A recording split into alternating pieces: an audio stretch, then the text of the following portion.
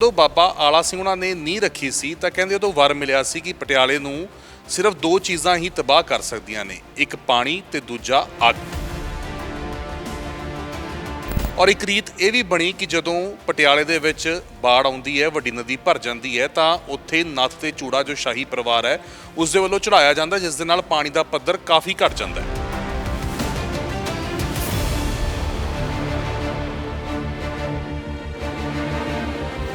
ਪਰਨੀਤ ਕੌਰ ਉਹਨਾਂ ਦੇ ਵੱਲੋਂ ਔਰ ਬੀਬਾ ਜੈਇੰਦਰ ਕੌਰ ਉਹਨਾਂ ਦੇ ਵੱਲੋਂ ਨੱਥ ਤੇ ਚੂੜਾ ਚੜਾਇਆ ਗਿਆ, ਉਸ ਦੀ ਰਸਮ ਅਦਾ ਕੀਤੀ ਗਈ। ਔਰ ਜਿਹੜੀ ਉਹ ਰਸਮ ਅਦਾ ਕੀਤੀ, ਜਿਹੜੇ ਪੰਡਤ ਜੀ, ਜਿਹੜੇ ਗ੍ਰੰਥੀ ਸਿੰਘ ਮੌਜੂਦ ਸੀ, ਸਾਡੇ ਨਾਲ ਮੌਜੂਦ ਨੇ। मैं 1988 ਦੇ ਵਿੱਚ ਇੱਥੇ ਆਇਆ ਸੀ। तो उस समय कुछ दिनों बाद जो है बाढ़ आई सी, तब सब तो पहला जो है नत्थ और चूड़ा मैं ही महाराज साहब तो जो है भेंट चढ़वाया सी। चीज़ ये भी समझाने की कोशिश करें, ਇਹ ਕਦੋਂ ਤੋਂ ਚੱਲਦਾ ਆ ਰਿਹਾ ਹੈ, ਇਹ ਰਿਵਾਜ ਕਿਵੇਂ ਸ਼ੁਰੂ ਹੋਇਆ ਸੀ ਕਿ ਨੱਥ ਤੇ ਚੂੜਾ ਹੀ ਜੋ ਹੈ ਉਹ ਚੜਾਉਣਾ ਔਰ ਉਸ ਦੇ ਨਾਲ ਪਾਣੀ ਘਟ ਜਾਊਗਾ, ਇਹ ਰਸਮ ਕਿਵੇਂ ਸ਼ੁਰੂ ਹੁੰਦੀ? तो ये 1763 की बात है। 1763 के बाद ये परंपरा प्राचीन ऐसे ही चली आ रही है। धार्मिक रीति रिवाज के मुताबिक, सनातन रीति के मुताबिक, तक्ष में प्रमाण की कोई ज़रूरत नहीं। तो तीनों बार जल उसी समय उतर गया था। तो कल भी लोगों ने देखा और आज भी देख रहे हैं।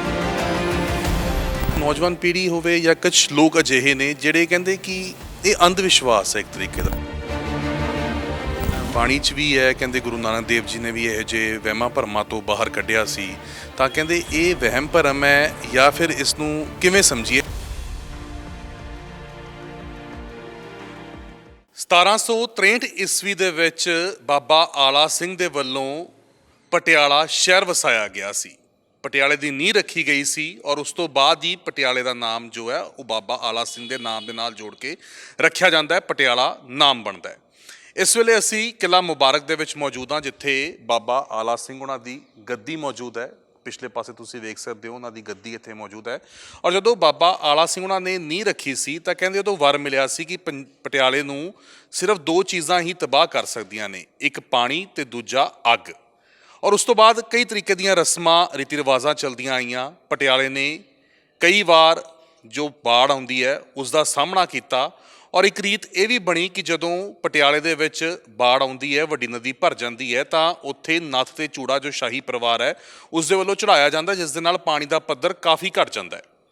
ਕੱਲ ਤੁਸੀਂ ਤਸਵੀਰਾਂ ਵੇਖੀਆਂ ਹੋਣਗੀਆਂ ਕਿ ਪਰਨੀਤ ਕੌਰ ਉਹਨਾਂ ਦੇ ਵੱਲੋਂ ਔਰ ਬੀਬਾ ਜੈਇੰਦਰ ਕੌਰ ਉਹਨਾਂ ਦੇ ਵੱਲੋਂ ਨੱਥ ਤੇ ਚੂੜਾ ਚੜਾਇਆ ਗਿਆ, ਉਸ ਦੀ ਰਸਮ ਅਦਾ ਕੀਤੀ ਗਈ। ਔਰ ਜਿਹੜੀ ਉਹ ਰਸਮ ਅਦਾ ਕੀਤੀ, ਜਿਹੜੇ ਪੰਡਤ ਜੀ, ਜਿਹੜੇ ਗ੍ਰੰਥੀ ਸਿੰਘ ਮੌਜੂਦ ਸੀ, ਸਾਡੇ ਨਾਲ ਮੌਜੂਦ ਨੇ। ਗੱਲਬਾਤ ਕਰਦੇ ਹਾਂ, ਜਾਣਨ ਦੀ ਕੋਸ਼ਿਸ਼ ਕਰਦੇ ਹਾਂ ਕਿ ਇਹ ਰੀਤੀ ਰਿਵਾਜ ਹੈ, ਕਿ ਰਸਮ ਕਿਵੇਂ ਚੱਲਦੀ ਆ ਰਹੀ ਹੈ।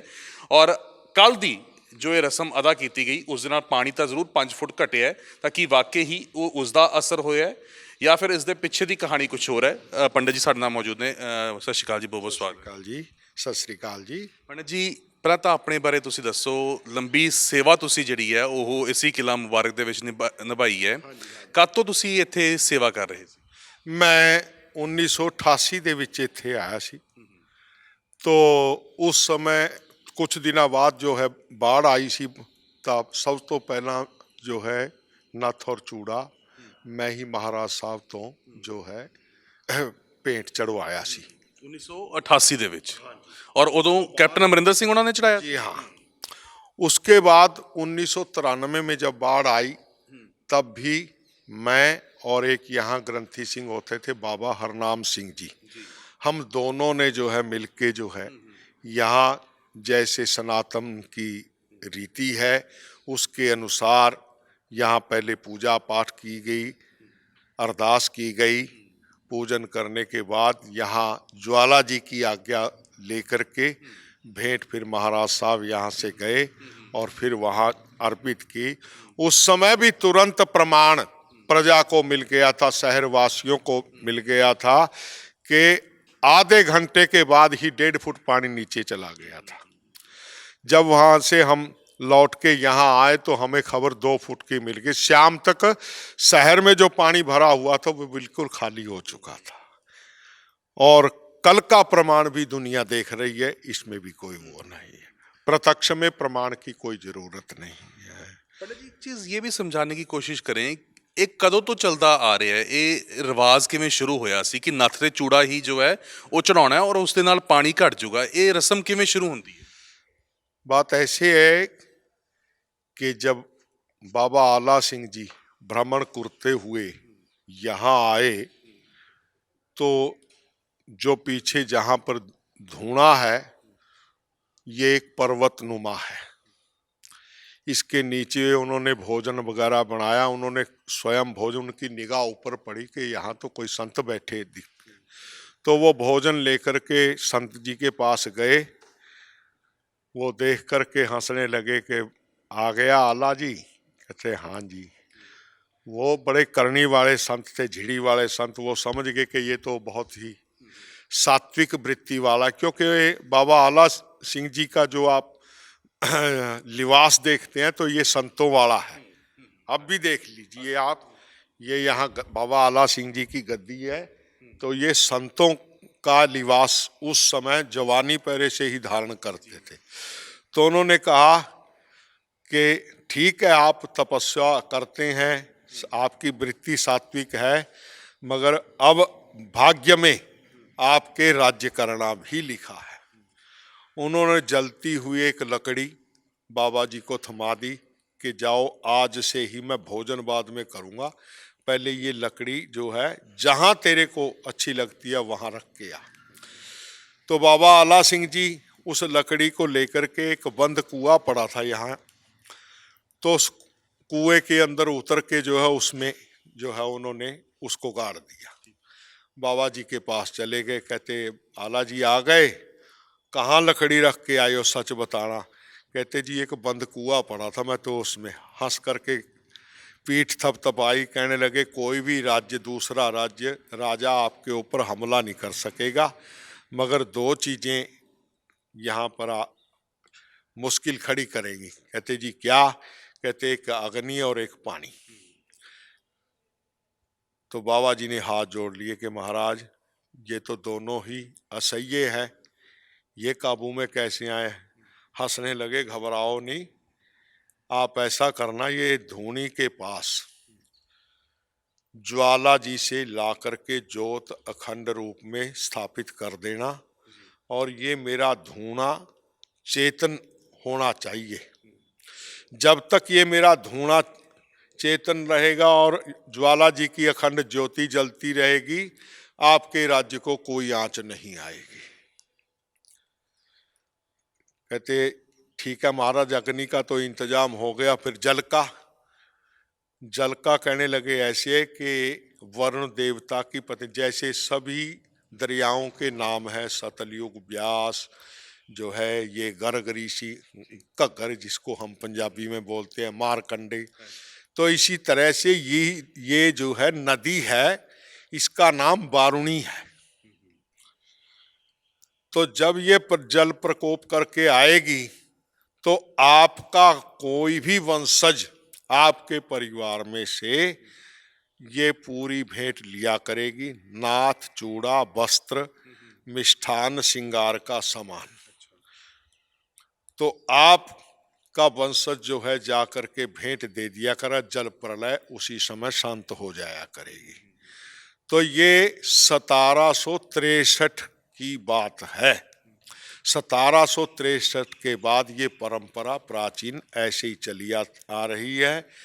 धार्मिक रीति रिवाज के मुताबिक, सनातन रीति के मुताबिक यहाँ सबसे पहले अरदास होती है गुरु सिंहों के द्वारा। उसके बाद जो है यहाँ ठाकुर द्वारा है, ऊपर माँ काली जी की मूर्ति स्थापित है, अन्य भी बहुत ऐतिहासिक मूर्तियाँ स्थापित हैं, उनका पूजन होकर के, उस भेंट का पूजन होके माँ ज्वाला जी की तथा बाबा जो धोने वाले संत झिड़ी वाले, उनका आशीर्वाद और उनकी आज्ञा लेकर के फिर शाही परिवार वो भेंट यहाँ से लेकर के जाता है और फिर वो जल को अर्पित करता है।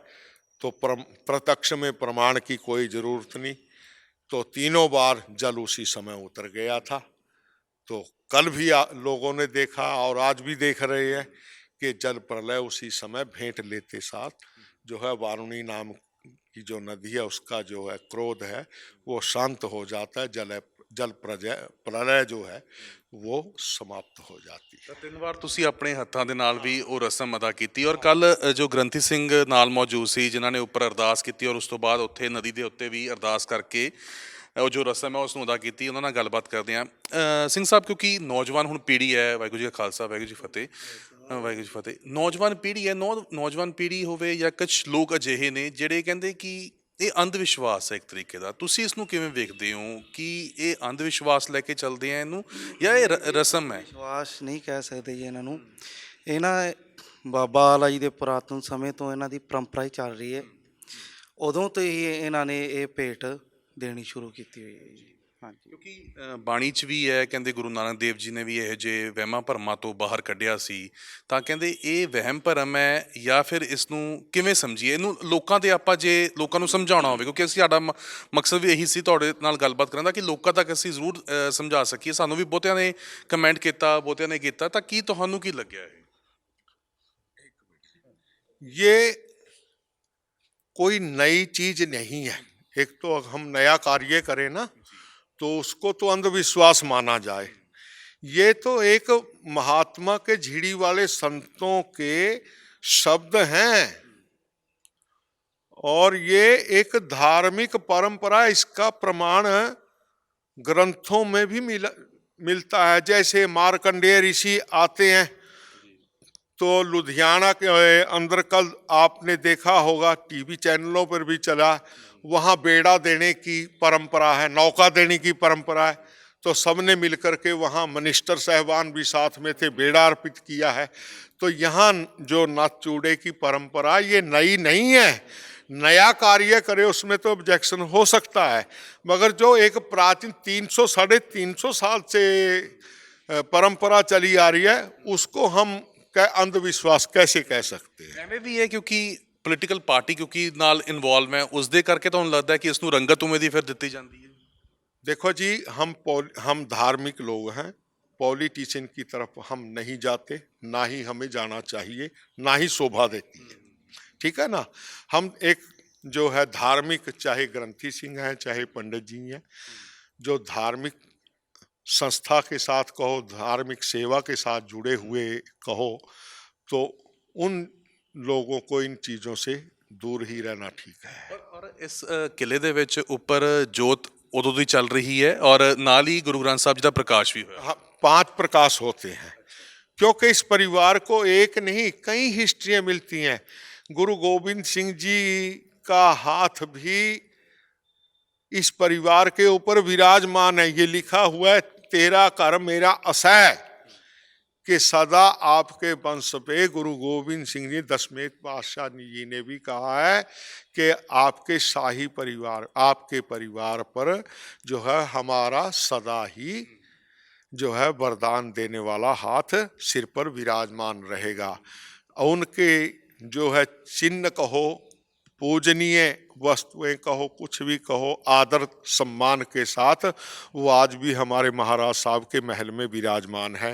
गुरु गोविंद सिंह जी का चोला विराजमान है, शस्त्र विराजमान है जी, कंघी विराजमान है, अन्य सामान जो है गुरु गोविंद सिंह जी का ਵਿਰਾਜਮਾਨ ਹੈ ਮਹਿਲ ਕੇ। ਇਹ ਵੀ ਲੋਕਾਂ ਦੇ ਬੜੇ ਮਨਾਂ 'ਚ ਸਵਾਲ ਸੀ, ਜਿਵੇਂ ਤੁਸੀਂ ਜ਼ਿਕਰ ਕੀਤਾ ਲੁਧਿਆਣਾ ਦੇ ਵਿੱਚ ਉਹ ਬੇੜਾ ਉੱਥੇ ਚੜਾਇਆ ਹੈ ਨਾ, ਇੱਥੇ ਜੋ ਇਹ ਵੱਡੀ ਨਦੀ ਹੈ ਦੇ ਵਿੱਚ ਨੱਤ ਤੇ ਚੂੜਾ ਚੜ੍ਹਦਾ ਹੈ, ਤਾਂ ਕਹਿੰਦੇ ਕਿ ਵਰ ਸਿਰਫ ਇੱਥੇ ਹੀ ਹੈ ਕਿ ਨੱਤ ਤੇ ਚੂੜਾ ਸਿਰਫ ਇੱਥੇ ਹੀ ਉਹ ਕੰਮ ਕਰਦਾ ਹੈ ਜਾਂ ਕਿਤੇ ਹੋਰ ਵੀ ਜੇ ਥਾਂ ਦੇ ਉੱਤੇ ਜਾ ਕੇ ਚੜਾਉਣ ਤਾਂ ਉਹਦੇ ਨਾਲ ਘਟ ਜਾਏਗਾ? नहीं नहीं नहीं नहीं, जब राज्य की स्थापना यहाँ पर है, जो प्राचीन देवी देवताओं का, गुरुओं का निवास इस स्थान पर विराजमान है, तो और देने का तो मतलब ही नहीं है।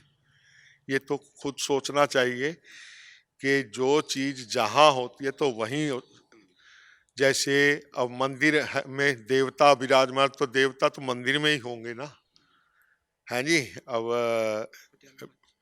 गुरु ग्रंथ साहिब जी हैं तो ये गुरुद्वारा जी के अंदर ही शोभित होंगे। तो फिर अब कई लोग मन्नतें मानते हैं, ਵਿਸ਼ਵਾਸ ਦੇ ਉੱਤੇ ਵਿਸ਼ਵਾਸ ਹੀ ਹੈ ਇੱਕ है ਵੱਡੀ ना। कोई किसी का विश्वास किसी धर्म स्थल से जुड़ा हुआ है, किसी का विश्वास किसी धर्म स्थल से जुड़ा हुआ है। ਫਿਰ ਪਟਿਆਲਾ ਵਾਸੀਆਂ ਦਾ ਵੀ ਵਿਸ਼ਵਾਸ ਇਹੀ ਹੈ ਕਿ ਇਹ ਨੱਕ ਤੇ ਚੂੜਾ ਚੜਾਉਣ ਦੇ ਨਾਲ ਹੀ ਉਹ ਅਸਰ ਦੇਖਣ ਨੂੰ ਮਿਲਦਾ ਹੈ। तुरंत मिलता है, इसमें तो प्रत्यक्षं किम प्रमाणम, प्रत्यक्ष में प्रमाण की कोई जरूरत नहीं। पहले भी लोग देखते आए हैं और कल का भी आप लोग देख रहे हैं। ਤੁਹਾਨੂੰ ਤਾਂ 3 ਵਾਰ ਤੁਸੀਂ ਆਪ ਪੂਰਾ ਸੀਨ ਜੋ ਹੈ ਉਹ ਦੇਖਿਆ ਆਪਣੀ ਅੱਖਾਂ ਸਾਹਮਣੇ, ਤੁਸੀਂ ਇਸ ਨੂੰ ਫੀਲ ਵੀ ਕੀਤਾ। अब तो जल फिर भी बहुत कम है, कुछ कॉलोनियों में ही प्रकोप था। 93 में तो सारे पटियाला, ये थोड़ा स्थान छोड़ के सारे पटियाला के अंदर ही पानी भरा पड़ा था, जो कि 2 घंटे के अंदर वापस चला गया था। ਤੁਹਾਨੂੰ ਵੈਸੇ ਕਹਿੰਦੇ ਉੱਥੇ ਜਾਣਾ ਵੀ ਬਹੁਤ ਔਖਾ ਹੋਇਆ ਸੀ ਜਦੋਂ ਤੁਸੀਂ ਉਦੋਂ ਚੜਾਉਣ ਵਾਸਤੇ ਗਏ ਸੀ। क्योंकि इधर आर्या समाज वगैरह से इधर होते हुए जो है सरंदी गेट होते बड़ी मुश्किल से हम लोग पहुंचे थे। ਠੀਕ ਹੈ ਪੰਡਤ ਜੀ, ਬਹੁਤ ਬਹੁਤ ਤੁਹਾਡਾ ਧੰਨਵਾਦ।